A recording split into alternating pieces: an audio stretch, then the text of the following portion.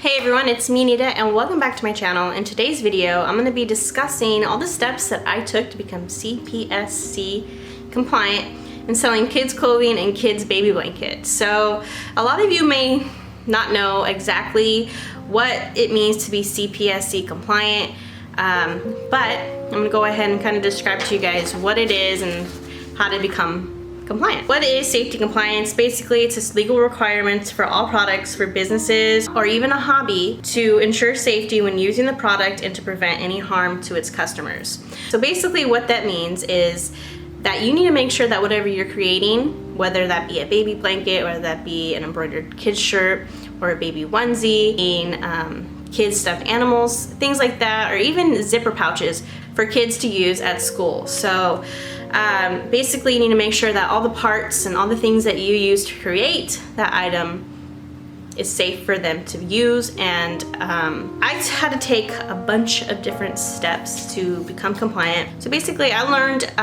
about being CPSC compliant during one of Cindy Moncada's lives. Her and Scandy's kind of touched base a little bit on this and kind of discussed what it is. After watching her live and hearing other people talk about it on YouTube, I kind of wanted to learn more about it because one, I make baby blankets and kids clothing, so if I'm making those things, I want to make sure that whatever I'm creating is safe for kids to use. So after watching her live, a friend recommended a group for me to go follow. So the first thing that I did is I went and joined this Facebook group, and I recommend joining this Facebook group too if you don't know a lot about what it means to be CPSC compliant or what do you have to do and what are the steps. I definitely recommend go joining that group because there's a lot of helpful people there that will kind of help answer any questions that you have.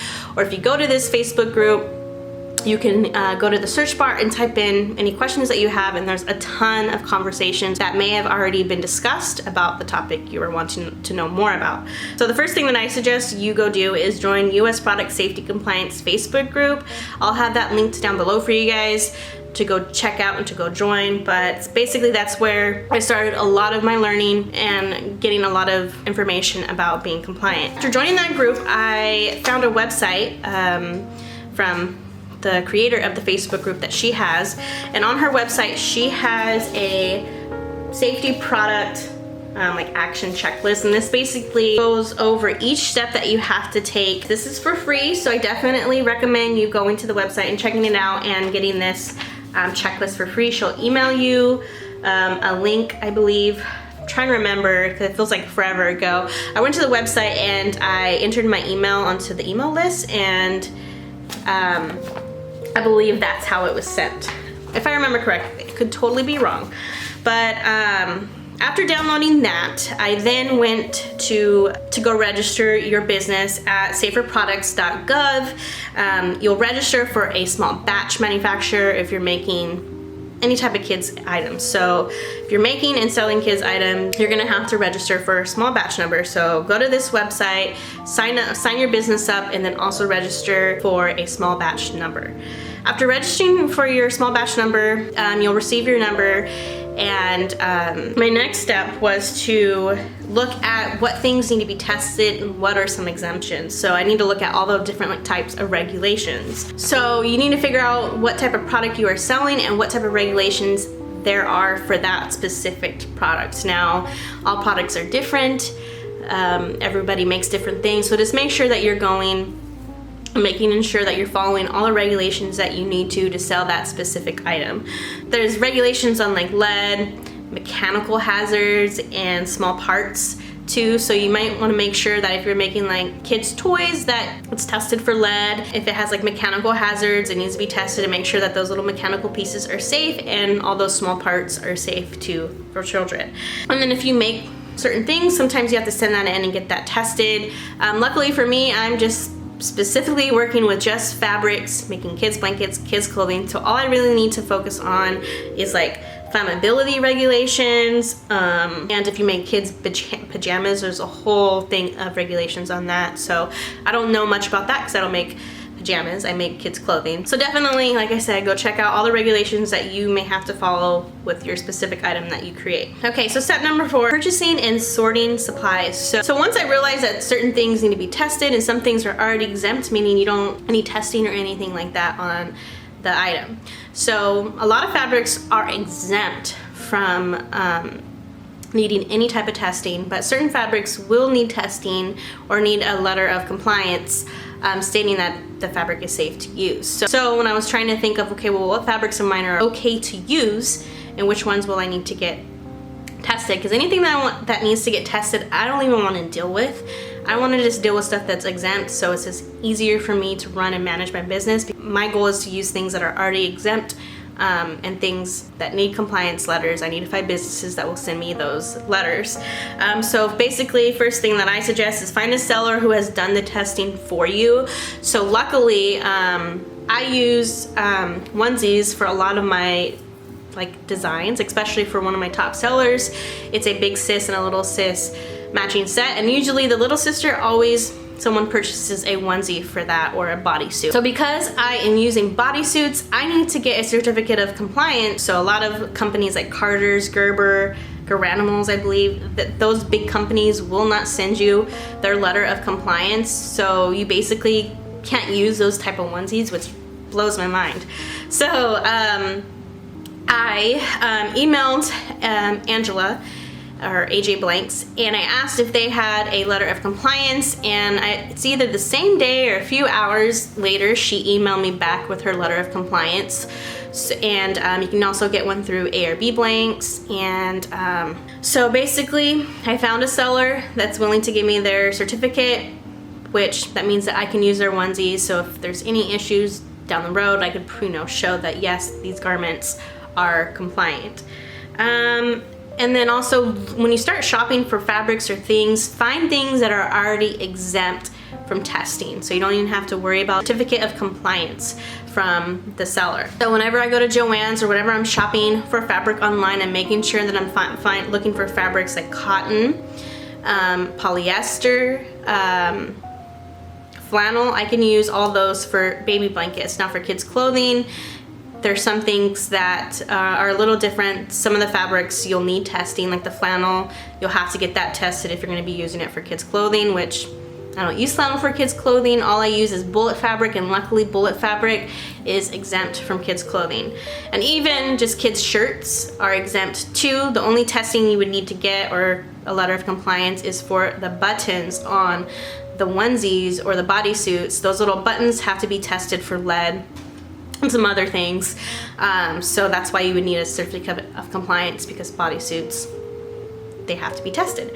And then also keep literally all your receipts. And I always say keep all your receipts for tax purposes, but you also want to keep all your receipts for documenting and tracking when you bought fabrics and things like that, because that's part of doing your tag numbers. It's a lot of information, guys. I'm getting there. But make sure to keep all your receipts, because you're gonna need to log when you bought each product.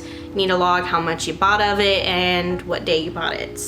So to kind of piggyback off that tracking system that you'll need receipts for, number 5 is track your items. So each type of item that you sell needs its own unique tracking, so basically the date and where it's purchased. So any finished products need a batch number. So I make baby and kids bell bottoms. I need to add tags to those clothing items with a batch number on them. So when I say batch number, it kind of has two meanings, to me at least. I always get them mixed up, but there's 2 meanings of batch number when it comes to talking about compliancy. So the first batch number that I talked about in the beginning of the video, that's your specific batch number for your business, so your small batch manufacturer code. I call that your batch number. And then on your tags, you need to have another batch number. Now this first batch number that I talked about regarding just your business, that doesn't need to be included in the batch number that you put on the tag. So basically you'll have 2 batch numbers. One is for your small business and one is for the item you create. That's the batch number you put on your tag. That's your tracking. That's tells us when you made the item with what materials, basically. Hopefully that made sense. Okay, so here's a little example of how I track my items. So I have a item description, basically what is the item. It's my sprinkle bell bottoms. Component list, what I use to make the item. So luckily for this item, it's only one type of material. I would just state sprinkle bullet fabric, and each time I make a purchase for like a new thing of sprinkle bullet fabric, so I'll buy like 50 yards at a time. Last time I bought 150 yards, so I'm good for a while, but each time I buy more sprinkle fabric, I have to log that specific like batch or bundle of fabric that I got. So I have a sprinkle bullet fabric A and a sprinkle bullet fabric B because I bought those on 2 separate days, and I'll know because, so for example, down below I have like a fabric log, so another tab on Google Sheets, and that log tells me when I bought sprinkle bullet fabric A and when I bought sprinkle bullet fabric B, so I know exactly when I bought that fabric, on what day, and how much I have of that fabric. And then when I make a pair of bell bottoms, I write down the date that it was made. So for example, I made a pair of bell bottoms that were made on the 19th of July. And then I add my batch number, but I have it titled tag code because this is the number that I'm putting onto the clothing tag. So for my batch number, it has to be unique to me. Only I need to understand what this code means. So to make things easier for myself, I do abbreviations basically. So the first letter of each word in the item description. So sprinkle bell bottoms. For my tag code, I do SBB. That represents sprinkle bell bottoms. So SBB. And then because I have to include the date on the tag, I like to include it in the tag code because that takes away that step for me on putting it on the tag, because it's included in the tag code or your batch number. So you can just get rid of that step by putting the dates in the batch number or on the tag code. So I have 071921, and that just represents this date. And then in my notes, I just list what size pants I made for on those days. Some days I'll make multiple pairs of bell bottoms. So I'll make like a size 12 months, a size 2T, a size 5T, and I'll just list each size that I make using that sprinkle fabric for that day. And luckily I can use the same exact tag for all the same bell bottoms that I make on that day. So if I make 3, I can use that same code for those tags because I made them all on the same day. And then I'll just include that information in my notes that I made a 12T, a 5T, and a 2T on the 19th of July using sprinkle bullet fabric B. And then like I said, each time I get new sprinkle fabric, I'll just do sprinkle fabric A, sprinkle fabric B, C, and D. Okay, so hopefully that information was helpful to you guys regarding tracking, and hopefully that kind of helps with like batch numbers too. But let's go ahead and let's get back to the rest of the video. Okay, number 6, let's talk about labels now. So each item needs a permanent tag. So basically all the items I make will need permanent tags. Baby blanket will need permanent tags. Burp cloths need a permanent tag. Make kids clothing, that needs a permanent tag. Even the shirts that you embroider or embellish with HTV, those also need tags too. So all those will need permanent tags on them, and on those tags you'll need your small business name, contact, so your website, or if you don't have a website and you only have an Etsy, you would have your link to your Etsy. If you have neither of those and you only strictly sell on Facebook or like Instagram, you would use that link to your Instagram or Facebook or your email to be able to have some type of way for them to contact you if they need it. Your location, so basically I'm located in the United States, so I just say US. I need to make sure that I have the date of the creation of the item on the tag. Now with the date, you can include that into your batch number. I'll get into a little bit more detail about that in a little bit, and I've also kind of touched base on that in some of my previous other videos too. So if you haven't already, make sure you're subscribed and go check out those other videos too. You want to make sure you have your care instructions too on the tag. You need to let your customer know how they're supposed to wash, dry, if they're allowed to use bleach or no fabric softener, things like that you want to include on the tag. And then also You have to include the fiber content on the tag as well, but it doesn't have to be on the permanent tag. That can actually be on a removable tag. And let me kind of show you guys what I mean by that. Okay, so for my labels, I keep them all in these little tiny containers except my sizing labels. So I use sizing tags. It's not required to be on the tag, but because I offer so many different sizes, I do each size on a separate tag because that's just an easy add-on. Okay, so for my clothing tags and my baby blanket tags, I use these. Basically, I have my business name, my website, the care options, where it's made. So I stated that it's made in US, of imported and domestic materials, because some of my materials I get imported and some of the materials I just get here in the US at Joann's and whatnot. And then I have a spot 2 for my batch number, and basically I'll fold the tag over like this. Sorry guys, it's hard to do with one hand. And then I just sew it onto the clothes. So on the front you'll have all that information, and then on the back of the tag you'll have the batch number. And I just use a basic pen to write the batch number. Now this tag has to be permanent, so that means that you'll have to sew it on, or you can even use stamps and stamp it onto the clothing. But for me, because I'm on a budget, I'm using just basic satin ribbon that I bought from. So I got my 1.5 inch, the one that I use for my clothing tags. I got it from La Belle Petite Boutique, and I just got just the basic white ribbon. And then for my clothing, and then for the size tags, I just use, I believe this is 3/8 of an inch. And so this is for my size tags, and I have this on I got this off Amazon, so I'll have a link of this down below. And I just use my sublimation printer to make my tags. Okay, now let's talk about the hang tags, because like I said before, you'll need the fiber content, and because I offer so many different items with so many different like materials, I don't want like a bunch of tags. It's too hard for me to manage. So basically, I have all my clothing tags all the same, with the same care options and everything. So, but because I offer different things, with different materials, I do little tags. So I have like this tag for my sprinkle bell bottoms. I just include my business name and website, again, just for branding. And then I have a title for it. You don't need to include the title. I just do that just for myself to kind of keep things organized. And I just wrote down what the pants are made out of. They're made out of polyester and spandex. And because I am compliant, I like to put down meet CPSC safety requirements. And then I also do it for my baby blankets.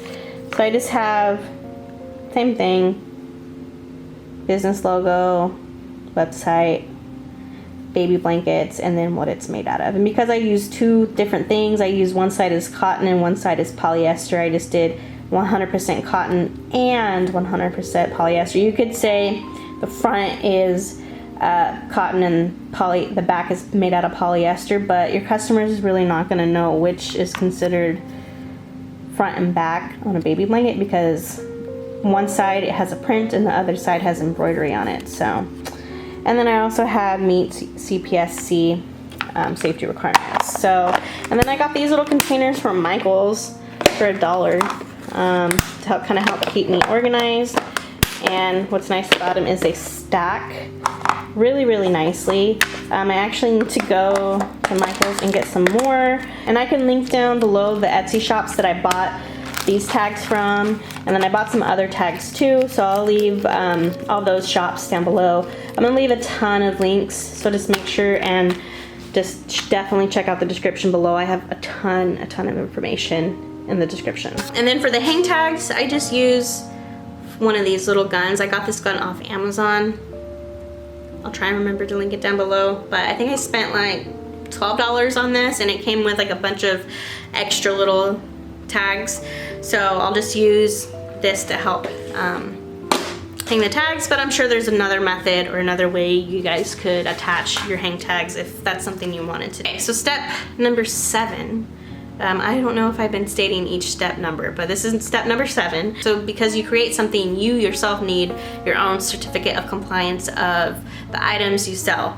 So basically, what is a certificate of compliance? It's basically a document that shows what the item is, who you are, when and where it was made, and what regulations you need to follow, and what items have been tested or what items are exempt. So basically, for each type of item that I have a certificate of compliance for each of those items. So I have a certificate of compliance just for my baby blankets. I have a certificate of compliance for my embellished shirts for embroidery, and then I have a separate one for HTV since those are made with 2 different materials. And I also had a certificate of compliance for my bell bottoms. So I have 4 different documents stating that those items are compliant.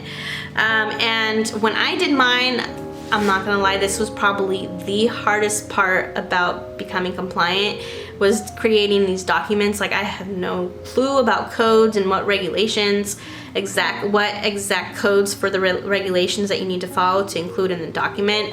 So I actually bought some books, and I'll go into some detail about that in just a bit, but I bought some books that kind of helped me with a bunch of the steps, but I kind of needed extra help even after reading the books on how to create the certificates. So Misty, the creator of the Facebook group and the person that kind of helped me throughout this whole process, she has 2 different services. If you just have a question that you want to ask, you can pay like a $25 quick question fee, I believe. I could be wrong on the pricing, but I believe I paid $25 and asked her to look over my certificates and asked her what else do I need to include, and she was so extremely helpful on helping me add all the other information that I needed to add that I didn't have on the documents, because I did most of it myself, but she was able to help me with the regulation part, and that's where I struggled the most. She also offers a service where she'll just type up the certificate for you, because she knows the ins and out of all that stuff. So I think that was $75 for her to set up the certificate, but because I'm on a tight budget right now, I tried to do most of everything myself, but there was just certain things I needed a little extra help. And I still, to this day, still have questions on how to be compliant, and I plan on adding other things to my shop, and I need to make sure if those things are compliant as well. So I also joined her like private Facebook group that's for like support, and she does live streams that will answer any of the questions you have, and that membership fee is $29.99, and I pay for that monthly just because when I want to add something new to my shop, I need help with those documents, so she'll help answer any questions that I have regarding those documents.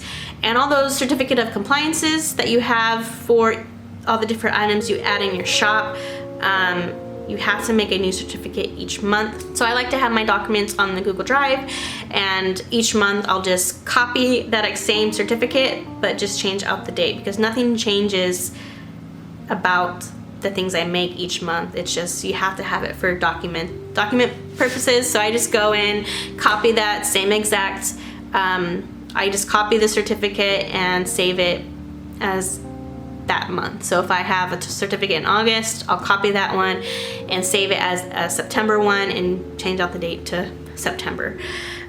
So you'll have to do that every month. There's so many steps, and it's a lot of documentation. It's just really time consuming, but a lot of this documentation too will help you during tax season, so it's kind of like a double whammy almost. So definitely, yeah, I'll have her website linked down below, so if you're interested in any of those services, whether that be you have a quick question, or if you need her to completely write up the certificate of compliance, or if you want to be able to ask basically like unlimited amount of questions, you can join her membership group. So that's basically most of it. I can't really go into much more detail for you guys because it's just a lot of information, and I don't know how to present all that information to you guys. So definitely go check out that Facebook group. That's where I would start. Number 1, go join that Facebook group, download the free checklist. I also recommend some of her ebooks. I bought 3 of her ebooks that were so helpful, and I still reference back to this day. I'll go back and look over it. But my first book that I recommend is the children's clothing book. So if you're making kids leggings, bell bottoms, things like that, definitely check out that book. It's a PDF, so it's an ebook. And I believe it's $35. All these books are 35 bucks. And I believe she also offers a big package of like all the stuff you need. So I believe that was like $700. So I just bought the stuff that I knew that I needed, and any other books that I'm gonna get down the road, I'll just purchase those when I need to.